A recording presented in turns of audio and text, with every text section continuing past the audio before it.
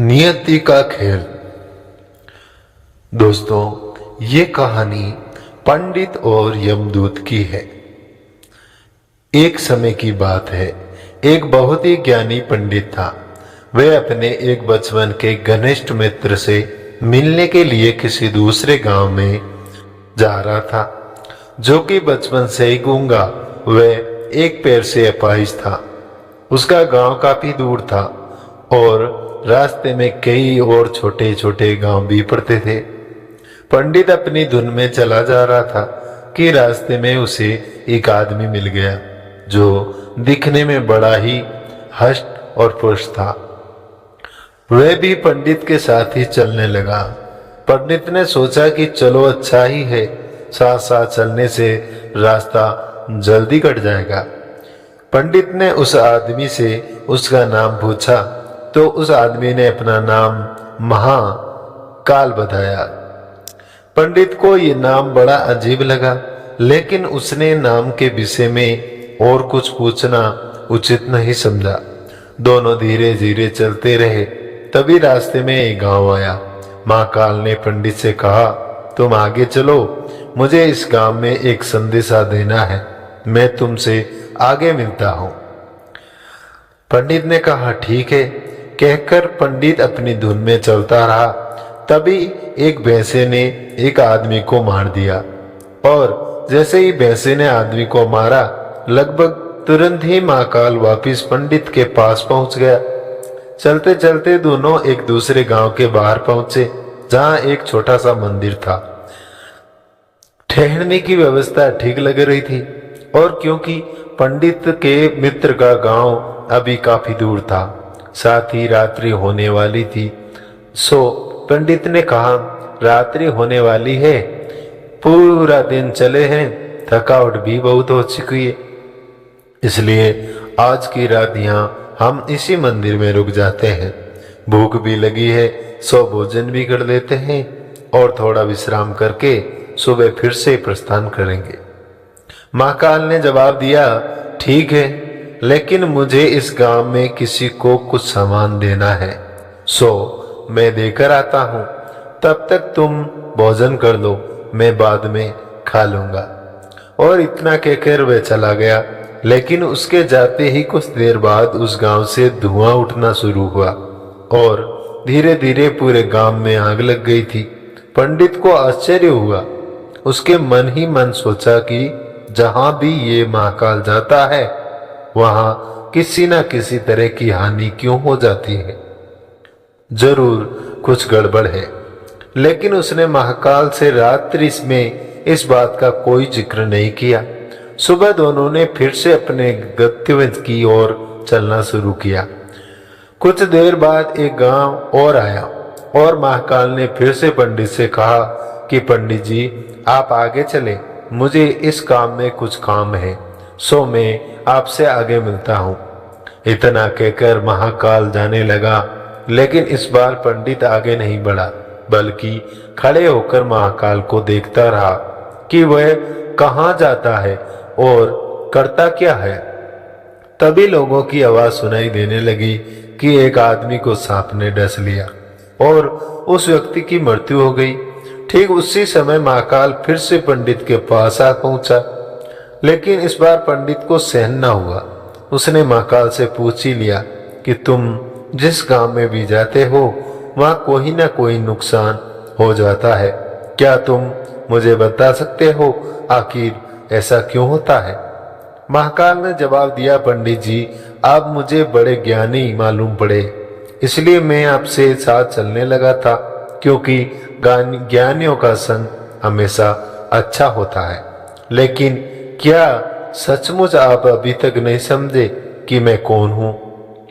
पंडित ने कहा, मैं समझ तो चुका हूं, लेकिन कुछ शंका है, सो यदि आप ही अपना अभियुक्त परिचय दे दें तो मेरे लिए आसानी होगी। महाकाल ने जवाब दिया कि मैं यमदूत हूं और यमराज की आज्ञा से उन लोगों के प्राण हरण करता हूं जिनकी आयु पूर्ण हो चुकी है।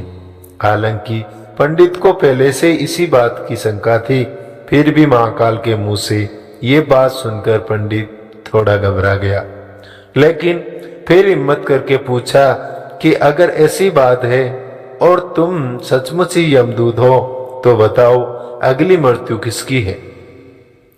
यमदूत ने जवाब दिया कि अगली मृत्यु तुम्हारे उसी मित्र की है जिसे तुम मिलने जा रहे हो, और उसकी मृत्यु का कारण भी तुम ही होगे।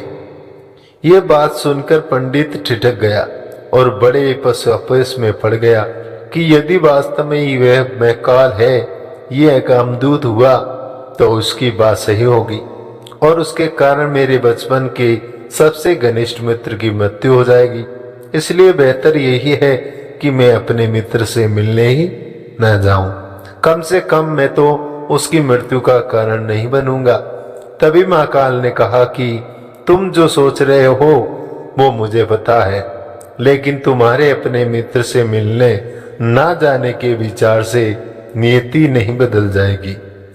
तुम्हारे ही मित्र की मृत्यु निश्चित है और वह अगले कुछ ही क्षणों में घटित होने वाली है। महाकाल के मुख से ये बात सुनते ही पंडित को झटका लगा, क्योंकि महाकाल ने उसके मन की बात जान ली थी, जो कि किसी सामान्य व्यक्ति के लिए संभव ही था। फलस्वरूप पंडित को विश्वास हो गया कि महाकाल सचमुच में यमदूत ही है, इसलिए वे अपने मित्र की मृत्यु का कारण ना बने। इस हेतु वे तुरंत पीछे मुड़ा और फिर से अपने गांव की तरफ लौटने लगा। परंतु जैसे ही वह मुड़ा, सामने से उसे उसका मित्र उसी की और तेजी से आता हुआ दिखाई दिया, जो कि पंडित को देखकर अत्यधिक प्रसन्न लग रहा था। अपने मित्र के आने की गति को देख पंडित को ऐसा लगा कि जैसे कि उसका मित्र काफी समय से उसके पीछे पीछे ही आ रहा था, लेकिन क्योंकि वह बचपन से ही गूंगा व बहरा, एक पैर से अपाहिज था, इसलिए न तो पंडित तक पहुंच पा रहा था और न ही पंडित को आवाज देकर रोक पा रहा था। लेकिन जैसे ही वह पंडित के पास पहुंचा, अचानक ना जाने क्या हुआ और उसकी मृत्यु हो गई। पंडित हक्का बक्का सा आश्चर्य भरी नजरों से महाकाल की ओर देखने लगा, जैसे कि पूछ रहा कि आखिर हुआ क्या उसके मित्र को। महाकाल पंडित ने मन की बात समझ गया और बोला, तुम्हारा मित्र पिछले गांव से ही तुम्हारे पीछे पीछे आ रहा था, लेकिन तुम समझ ही सकते हो कि वह अपाहिज व गूंगा होने की वजह से ही तुम तक नहीं पहुंच सका। उसने अपनी सारी ताकत लगाकर तुम तक पहुंचने की कोशिश की, लेकिन बुढ़ापे में बचपन जैसी शक्ति नहीं होती शरीर में, इसलिए हृदयघात की वजह से तुम्हारे मित्र की मृत्यु हो गई और उसकी वजह से तुम हो, क्योंकि वह तुमसे मिलने हेतु तुम तक पहुंचने के लिए अपनी सीमाओं को लांघता हुआ तुम्हारे पीछे भाग रहा था। अब पंडित को पूरी तरह विश्वास हो गया कि महाकाल सचमुच ही यमदूत है और जीवों के प्राण हरण करना ही उसका काम है।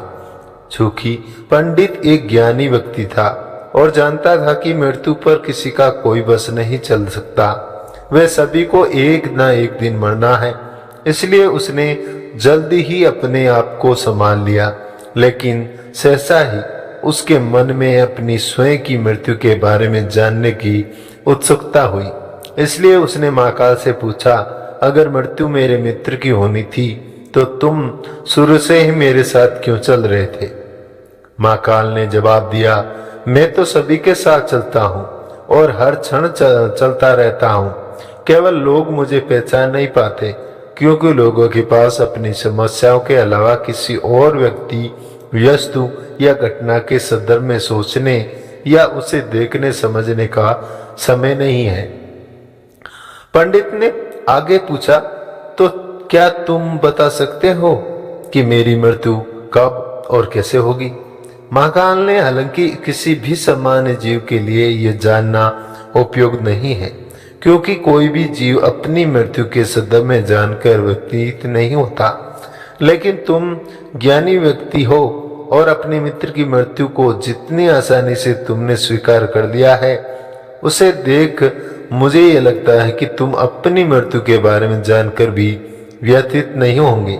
सो तुम्हारी मृत्यु आज से ठीक 6 महीने बाद आज के ही दिन लेकिन किसी दूसरे राजा के राज्य में फांसी लगने से होगी। और आश्चर्य की बात यह है कि तुम स्वयं खुद सीख से फांसी को स्वीकार करोगे। इतना कहकर महाकाल जाने लगा, क्योंकि अब उसके पास पंडित के साथ चलने का कोई कारण नहीं था किया और पंडित ने संभव था किसी और फिर से अपने गांव लौट आया। लेकिन कोई व्यक्ति चाहे जितना भी ज्ञानी का न हो, अपनी मृत्यु के सदम में जानने के बाद कुछ तो व्यतीत करता है और उस मृत्यु से बचने के लिए कुछ ना कुछ करता ही रहता है। सो पंडित ने भी किया। क्योंकि पंडित विद्वान था, इसलिए उसकी ख्याति उसके राज्य के राजा तक थी। उसने सोचा कि राजा के पास तो कई ज्ञानी मंत्र होते हैं और वे उसकी इस मृत्यु से संबंधित समस्या का कोई बिना कोई समाधान तो निकाल ही देंगे।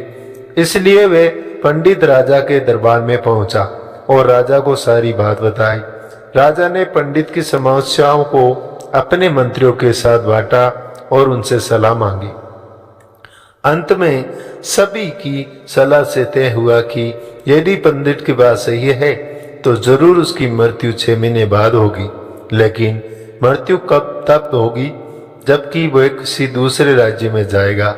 यदि वह किसी दूसरे राज्य में जाए ही नहीं तो मृत्यु कैसे होगी। ये सलाह राजा को भी उपयुक्त लगी। सो उसने पंडित के लिए महल में ही रहने हेतु उपयुक्त व्यवस्था करवा दी। अब राजा की आज्ञा के बिना कोई भी व्यक्ति उस पंडित से नहीं मिल सकता था, लेकिन स्वयं पंडित कभी भी कहीं आ जा सकता था ताकि उसे ये न लगे कि वह राजा की कैद में है। हालांकि वह स्वयं ही डर के मारे कहीं आता जाता नहीं था। धीरे धीरे पंडित की मृत्यु का समय नजदीक आने लगा और आखिर वह दिन भी दिन आ गया जब पंडित की मृत्यु होनी थी। तो जिस दिन पंडित की मृत्यु होनी थी उसी पिछली रात पंडित डर के मारे जल्दी ही सो गया ताकि जल्दी से सोए और जल्दी वह रात हो, अगला दिन बीत जाए और उसकी मृत्यु टल जाए। लेकिन स्वयं पंडित को नींद में चलने की बीमारी थी और इस बीमारी के बारे में वे स्वयं भी नहीं जानता था। इसलिए राजा या किसी और से इस बीमारी का जिक्र करने अथवा किसी चिकित्सा से इस बीमारी का इलाज करवाने का तो प्रश्न ही नहीं था, क्योंकि पंडित अपनी मृत्यु को लेकर बहुत चिंतित था और नींद में चलने की बीमारी का दौरा अक्सर तभी पड़ता है जब ठीक से नींद नहीं आ रही होती। उसी रात पंडित रात को नींद में चलने का दौरा पड़ा। वह उठा और राजा के महल से निकलकर अस्तबल में आ गया। क्योंकि वह राजा का खास मेहमान था, इसलिए किसी भी पहरेदार ने उसे ना तो रोका ना किसी तरह की पूछताछ की। अस्तबल में पहुंचकर वह सबसे तेज दौड़ने वाले घोड़े पर सवार होकर नींद की बेहोशी में ही राज्य की सीमा से बाहर दूसरे राज्य की सीमा में चला गया। इतना ही नहीं, वह दूसरे राज्य के राजा के महल में पहुंच गया और संयोग हुआ कि वह उस महल में किसी पहरेदार ने उसे नहीं रोका और नहीं पूछताछ की, क्योंकि सभी लोग रात के अंतिम पहर की गहरी नींद में थे। वह पंडित सीधे राजा के शयन कक्ष में पहुंच गया। रानी के एक ओर उस राजा का सोहरा था, दूसरी ओर स्वयं पंडित जाकर लेट गया।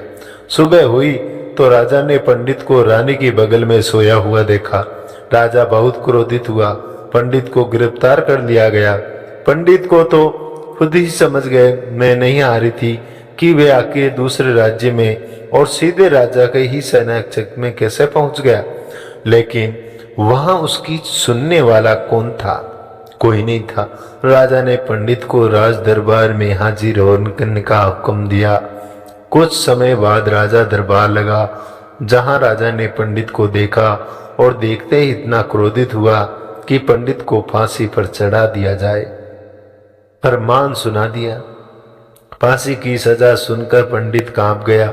फिर भी हिम्मत कर उसने राजा से कहा कि महाराज, मैं नहीं जानता कि मैं इस राज्य में कैसे पहुंचा। मैं ये भी नहीं जानता। दोस्तों, इस कहानी को सुनने के लिए चैनल को सब्सक्राइब करें एंड बेल आइकन को प्रेस करें एंड वीडियो को लाइक करें और जय श्री कृष्ण।